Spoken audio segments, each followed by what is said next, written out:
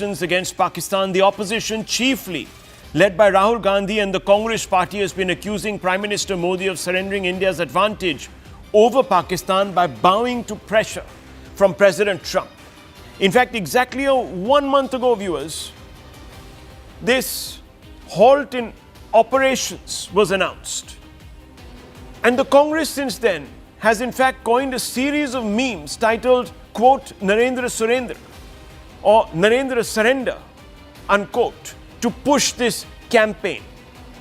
The Congress hasn't had to go very far looking to back its claims. It has merely ridden on the coattails of remarks by US President Donald Trump. You may recall that on numerous occasions, Donald Trump, without proof, mind you viewers, without proof, has been claiming that he actively brokered a ceasefire between India and Pakistan by directly promising Prime Minister Modi and his Pakistan counterpart some trade incentives. So he's come out and claimed that he directly spoke to the Prime Minister and his Pakistani counterpart and brokered this peace by basically offering some incentives. The BJP has denied this. It has also hit back by listing instances of when Congress governments compromised with Pakistan. The BJP also believes the Congress is playing into Pakistan's hands by abetting in Islamabad's disinformation war to dent the morale of India's victorious military. In addition, from the government side, so not just the party, the government side, the EAM, Jai Shankar, has also more than once denied Trump's claims, saying it was the Pak DGMO that asked for a ceasefire. He's laid out the chronology. He's given the time. The NDA via the MEA has also clarified this. In fact, the Foreign Secretary, as well as a spokesperson of the MEA, have given down a time-wise enunciation of how Pakistan came to the table, quivering, shaking, and saying, look, please halt your operation. Interestingly, the Congress party's own authorities on foreign policy and diplomatic issues, Shashi Tharoor, who has been, of course, an MOS, External Affairs, under the UPA, Salman Khurshid, who has been a full-fledged MOS, a Union Cabinet MEA minister, and Manish Tiwari have also rubbished Trump's claims. Even Supriya Sule of Congress alliance partner NCP-SP has criticized the Congress for running a negative campaign, especially as Operation Sindoor is still playing out in a non-kinetic paradigm. Clearly, the Congress believes that it has struck a chord with Indian citizens, who it believes are upset with the NDA for halting Operation Sindoor. The question is, do Indian citizens believe the Congress? The question is, do they fault the Prime Minister? 3, do they suspect his motives? Or do they believe that the Congress is undermining the national interest? Now, viewers, to gauge the national sentiment, your channel is conducting an exclusive poll. And the methodology is on your screens, viewers. We decided that we would go and speak to respondents on Congress's response to Operation Sindoor. So, News18 online survey, its poll results are out. The other thing we've done is we've used very scientific and well-established polling norms.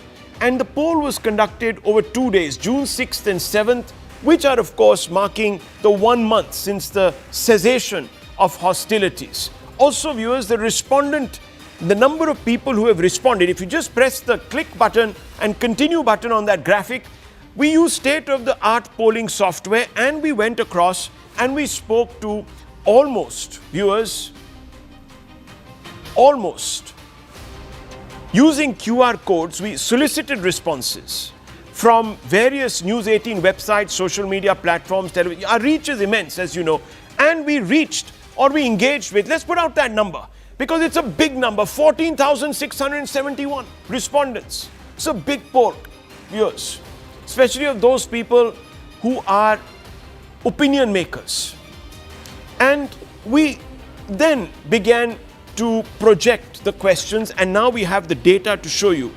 Viewers, we asked the question, is the remark Narender Surrender in good taste? And you can see the overwhelming majority of respondents, 87.6%, almost 88%, have come out and said, no, it is not in good taste.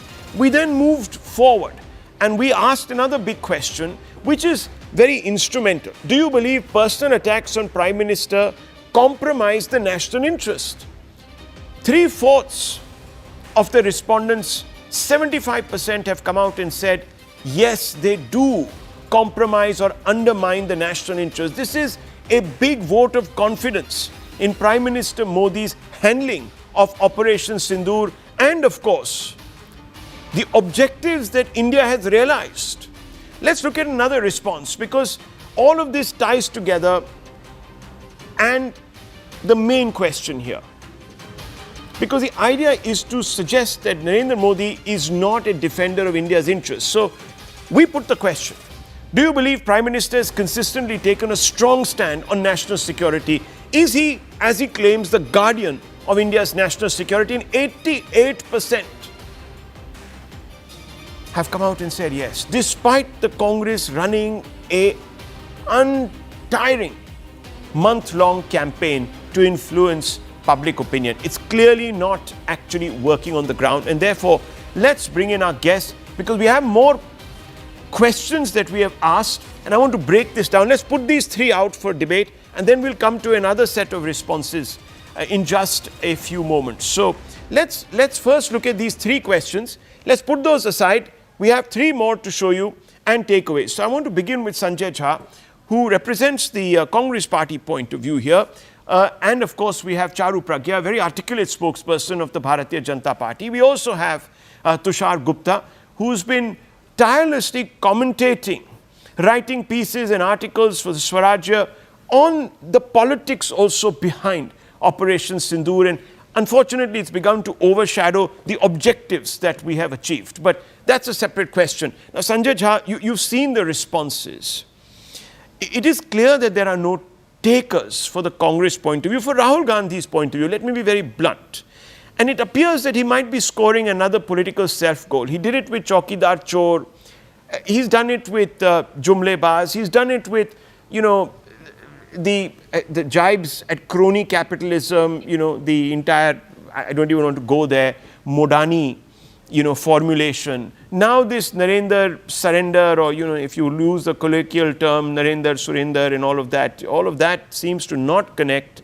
The people are accusing you of undermining the national interest and the morale of the forces, and you don't even have to look at this result to know that perhaps you're walking the wrong line here. You just have to meet Mr. Tharoor. I'm sure he's going to be back. You've written a piece in great length today about him, or been interviewed about him by the India Times, which is Times of India online portal. So you know where I'm coming from on this. So please explain, why is Rahul Gandhi persisting with another self-goal? He realizes that he's completely out of touch. Rahul, politics is about conviction. And if you're convinced that this is a narrative that you believe in, then it does not matter in the short term whether it gathers the currency that you expect. Over a period of time, truth normally has a tendency to gravitate into people's minds. Now, let me give you a couple of examples. I don't think this Narender Surrender jibe is some kind of is a crude attempt to vilify the Prime Minister or kind of pillion him to the post at all. In fact, it's linked to some fundamental questions. Now, you are a seasoned guy who follows foreign policy closely. Even you will have been very disappointed that the allegation that Donald Trump intervened and brought about a premature ceasefire has got further emboldened by the confirmation coming from Yuri Ushakov, who's the aide to Vladimir Putin. And he said that featured in the conversation between the presidents of the two countries. And I do believe that, end of day, it is very speculative, obviously, because you're hearing two different sides. There is the other argument that, again, cannot be ignored, which is that did we allow the United States to intervene and, frankly speaking, have the confidence to take it to the courts? Now, the courts agree or disagree. That's a separate aspect for the US law to take care of. But the American government, or the US government, Donald Trump had the confidence to actually put it down in black and white that trade was the negotiating factor which is why they believe they brought a ceasefire between India and Pakistan. Is Rahul Gandhi wrong in saying that today we have lost a battle probably with Pakistan heading the UN, anti-terror committee? Can you imagine? I mean, how ironical that is. A country that has sponsored cross-border terrorism, responsible for deadly attacks on India under Narendra Modi's diplomacy, is seeing Pakistan getting loans from the IMF and ADB. It's seeing Pakistan getting hyphenated with India. There's talk of Kashmir becoming part of a conversation at a neutral site. True. Look, Pakistan heads a Taliban sanctions committee. okay, It's a failure of diplomacy and international relations. Look, I mean, that's been explained and it's been put in perspective by the government. Pakistan doesn't have a run of the UNSC at all. In fact, it's in it's a sharing authority there. Those are many other nuances. I just want to come back to some key points that you have made, Mr. Jha, and I want to bring in Charu Pragya on this. You said, look, it's not a crude attempt. We specifically asked the viewers a question. Is this in good taste or not? And 87% said no. So that answers the question. It's not Rahul Shivshankar answering this question. It's the people that we have polled. And this is an anonymous poll. Anyone can go check it out. You can right now even cast a vote if you want and it'll get tabulated. Then the point that was made was that, Trump has come out and said all of this thing. Now look at this, viewers, Trump's record. Trump faked news in the presence of the president of South Africa recently, showing him photographs of white farmers being lynched and killed. In South Africa, it turned out that those photographs were from another country.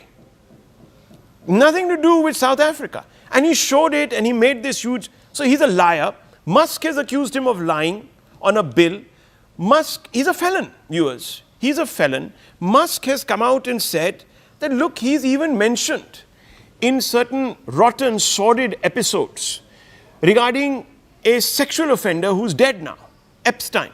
It's all there. Now, it's a different matter that they might bury the hatchet, that he might delete that post and all of that. But the fact is that no one is seeing this in good taste. And also no one is buying. Now, whether it's a communications failure or not, I don't know. But even Shashi Tharoor has come out, Charu Pragya, and said, now I want to ask you a question, Charu Pragya, because it's an important one. Did you incentivize Mr. Tharoor or Salman Khurshid or in some ways the other stalwart, Mr. Manish Tiwari, or even Supriya Sule, that they're all singing a line that is completely divergent from Rahul Gandhi's claims? And when you talk about conviction, conviction comes from being honest, factual. That's what people want to see. If you don't have the facts, it's going to be a problem. Charu Pragya, anyhow. Good evening, Rahul. Not just the names that you have taken, let me add two more. Priyanka Chaturvedi from Uddhav Thackeray's party and Asaduddin Owaisi. Now, these are people who have very openly and very strongly criticized the government on various issues. But here we see all the political parties of our country coming together. Political parties coming together, but some leaders still do not understand that a country is far greater than your own personal potshots that you need to take at the Prime Minister. Because this is what Rahul Gandhi seems to be doing. He sees surrender in India's strength because I think his eyes are covered with Pakistan-colored glasses. There is no other explanation. Because do you call it surrender when a country drops BrahMos missiles on 11 military bases of an enemy nation which is also nuclear powered? Just look at the irony. And he talks like that time and time again. Every single time he's picked up one word and he's gone and on about it, he sounds like a child. Honestly, he sounds like a child, and it completely disrupts India's foreign policy, India's narrative, and our diplomatic win, which all these politicians who are on this long world tour, 60 MPs, it just undermines all their efforts every single day. 3 of them are from his own party, 3 very important leaders. Well, they didn't want them to be there. At least they didn't want Shashi Tharoor to be there. Yeah. May I do a quick recap? Yes. I will name the people. So starting with Foreign Secretary Vikram Misri. He refuted claims of Trump's intervention. It was a bilateral decision. Our External Affairs Minister Jaishankar ji talked about it. Our Defense Minister talked about it. Our DGMO talked about it. Our Army Chief talked about it. Also, the US State Department Principal Deputy Spokesperson Tommy Pigott talked about it. In fact, Trump also once claimed on May 15th that I cannot claim to have mediated this. Right? He said that in... He did. Now, all of this taken into account, Rahul Gandhi talks about surrender. He seems to be a little confused because, surrender happened in 1948 when Nehru took the issue of POK, internationalized it and took it to the UN. That shouldn't have happened. We lost POK because of Nehru. It happened in 1962 when again Nehru declared Assam to have been lost to India. Effectively, he just declared Assam to have been lost in the Indo-China War. It was terrible. In 1971, everybody talks about what a strong Prime Minister Indira Ji was. But we all talk in terms of Bangladesh and Pakistan. What did she do for her own country? What did she do for India? She let loose... So you're saying that...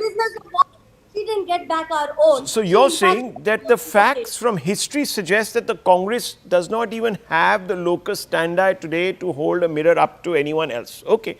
No, let me just put India on a platter and offered it to our enemy. Okay. So let me just bring in. Fair points are being made by Charu Pragya. At least she's got some facts there. Tushar Gupta, how do you view this? Completely out of whack with public sentiment. Rahul Gandhi. Good evening, Rahul. I think that's not an anomaly. That is what Rahul Gandhi's narrative have been all about. They are largely disconnected from the public discourse. But when 87% of the people who've polled say that they do not resonate with this campaign, it says something. It tells you how disconnected Rahul Gandhi is, how desperate his little team is getting just to hide the success of Operation Sindoor from the people at large. Now, Sanjay made an interesting point. He said that maybe it doesn't work in the short term, but in the long term, people tend to gravitate towards the truth. The problem is that gravitation is not visible in any elections, right? The 13% people who may agree with Rahul Gandhi's idea of narrative, where are these 13%? Is Priyanka Gandhi Vadra tweeting about Narendra and surrender? No, she's not. Charanjit Singh Channi? No. P. Chidambaram? No. Charanjit Singh Channi was the former Chief Minister of Punjab. He's not interested in all this narrative. K.C. Venugopal, has he come out in the public and endorsed this narrative? No. Forget Shashi Tharoor, Manish Tiwari, they're a part of the delegation, so I would say. But of the 99 MPs, you find me 5 other Congress MPs that have endorsed Rahul Gandhi's narrative in the last 1 week. None of them. Okay. Number 2, the people of India, Rahul, and I keep saying this again and again. Right. People on both sides of the political spectrum somehow look up to the West for validation, for political validation. On both sides of the political spectrum, it's a problem both ways. They want to read up the Western publications, what the leaders in the West says. I think it's irrelevant. It's irrelevant. Well, let me tell you. What really matters is what people on the ground believe. They believe the Prime Minister. Tushar Gupta, I was in Ayodhya yesterday. Of course, Ayodhya voted, in the LS elections contrary to expectations. So I went there and was talking to a lot of people. And they were consistently saying that, look, while privately we would want to have this war to have gone on for a couple of more days, but we also understand that India has a lot to lose. And that at the end of the day, we proved that we were the superior power there. So they factored it in. And in fact, they told me that right now there's a lot of goodwill for the Prime Minister. And this was much before this poll has come out. This poll was just released about an hour back to me. We collated all of this and we made all these graphics. But I just want to quickly bring in 2 more questions. And let's just go to them if we can. This one, of course, is coming up. Is the Congress showing respect to armed forces with such a remark? 86% say no. So this is not just going against one leader, it's going against the armed forces, Tushar Gupta. And do you agree with BJP that the Indus Treaty signed by Nehru and Ayub Khan is a surrender of national interest? Yes. So BJP's communication on this issue has been stronger than the Congress's because the BJP has come out and showed documents. The Congress has not been able to make their claims stick with fact because the facts are not adding up. People are not believing it. It's being cast out. And remember, just recently, viewers, the Allahabad High Court, and comment on that, Tushar Gupta, Allahabad High Court came out and ticked off Rahul Gandhi for doing exactly what the question says, which is insulting and doubting the armed forces, which says a lot. Now, this is an independent judicial body. Yes. 2 points, Rahul. Yeah. The first point, I really want, will Congress Chief Minister in Himachal go to his electorate and say that my leader in Delhi is demeaning the Indian Armed Forces in Himachal Pradesh, where the Congress government is? In Rajasthan, where they were, in Uttarakhand. I talk about these states specifically because these states are known to send a lot of people to the Indian Armed Forces. Not that other states do not, but these three states where the Congress has had presence in the past and has presence still in Himachal Pradesh. Will any chief minister, will any MLA go and say that, look, my leader in Delhi, Rahul Gandhi, is saying that we have surrendered to Pakistan? This word surrender never even came up from Pakistan. It has come from Rahul Gandhi for the first time. And that's an abomination. Point number 2.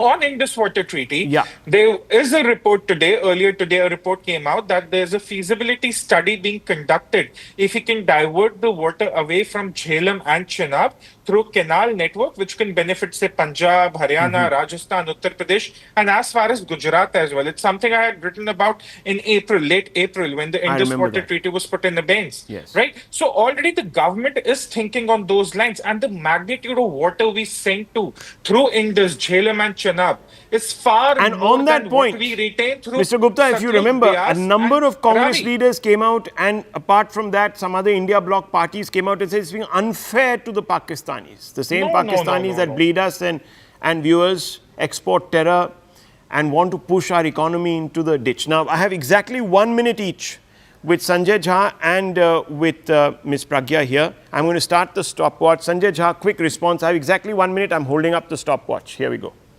Well, I think the viewers need to know, because the big question that is being dodged by Mr. Modi's government is, who's responsible to begin with what happened in Pahalgam? Who's responsible and accountable for the security and intelligence failure?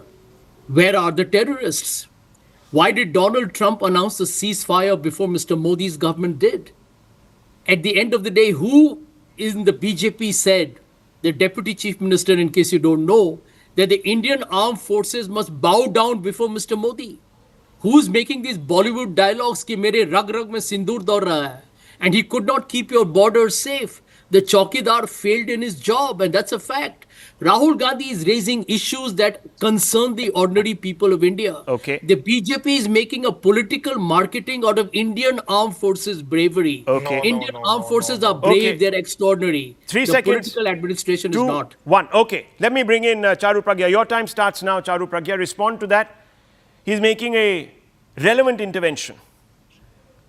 I remember Delhi bomb blast, Mumbai bomb blast, Jaipur, Ahmedabad, Varanasi, 2611, Pune German bakery. I can go on and on. And the response of the government at that time was to write letters. We don't send letters, sir. We send missiles now. When Nehru let POK go, you called it peace. When Nehru surrendered Aksai Chin, you justified it. Indira Gandhi gave back 93,000 prisoners of war but didn't take back ours.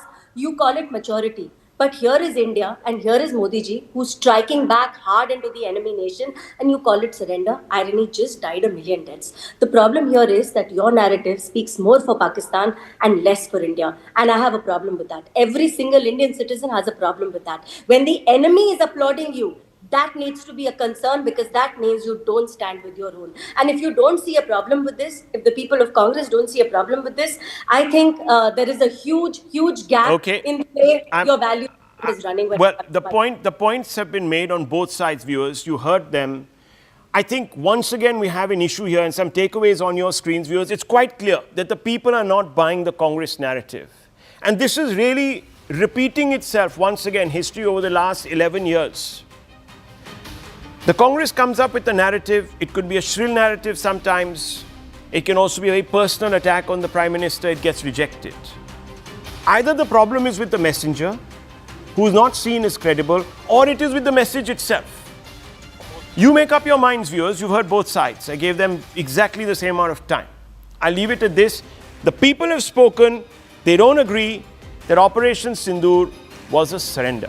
It's very clear, or the ceasefire. We can change the goalposts. We can talk about other issues, whether we, got the Pahalgam killers or not. That's a completely different can of worms and different issue altogether. There can be valid questions raised in Parliament. As of now, Narender Surrender is not being bought by the people, it's being rejected. Will the Congress end up paying a price in Bihar? Who knows? Remember, Bihar has a regiment and sends a large number of soldiers to the military. I'll leave it at this, viewers. Thank you for watching.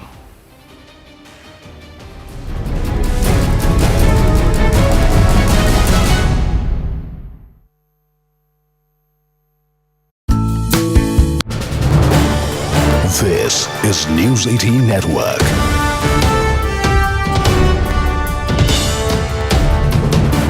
India's largest news network.